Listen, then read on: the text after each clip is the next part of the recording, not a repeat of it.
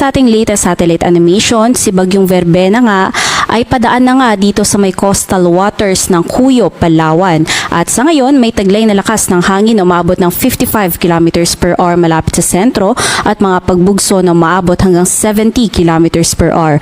Patuloy nga rin niyang kumikilos pakanluran, hilagang kanluran sa bilis na 25 km per hour. At sa ngayon, nagdudulot na nga ito ng mga pag-ulan na may kasamang mga pagbugso ng hangin sa may area ng Palawan, Mindoro Provinces, Western Visayas at Romblon.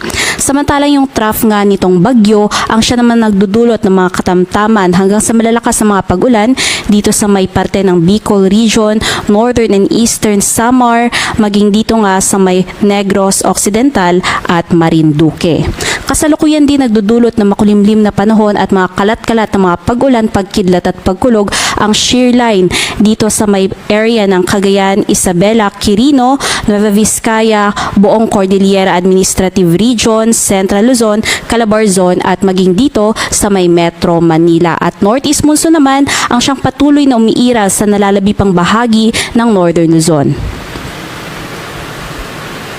Base naman sa latest forecast track ng Pag-asa, inaasahan nga natin na mamayang gabi ay maaari na ngang maglandfall muli itong si Bagyong Verbena dito sa may northern portion ng Palawan. At hindi rin natin inaalis ang posibilidad na sa loob ng 6 hanggang 12 oras ay maaari pang patuloy na mag-intensify o lumakas pa itong bagyo at umabot ng tropical storm category. Kung mangyayari yan, maaari magtaas ng wind signal number 2 dito sa may area ng Palawan at maging sa mga kalapit pa na mga lugar.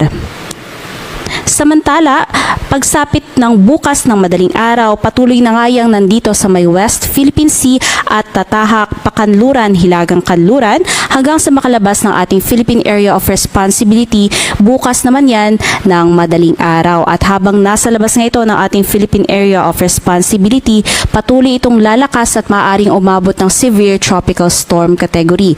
Nakikita nga natin yung bahagyang pagbaba o pa west-southwestward na track nito dahil sa impluensya ng ridge ng high pressure area dito sa may parte ng China. At habang papaliw nga yung ridge ng high pressure area na yan, ay unti-unting tataas muli ang tatahakin nitong si Bagyong Verbena.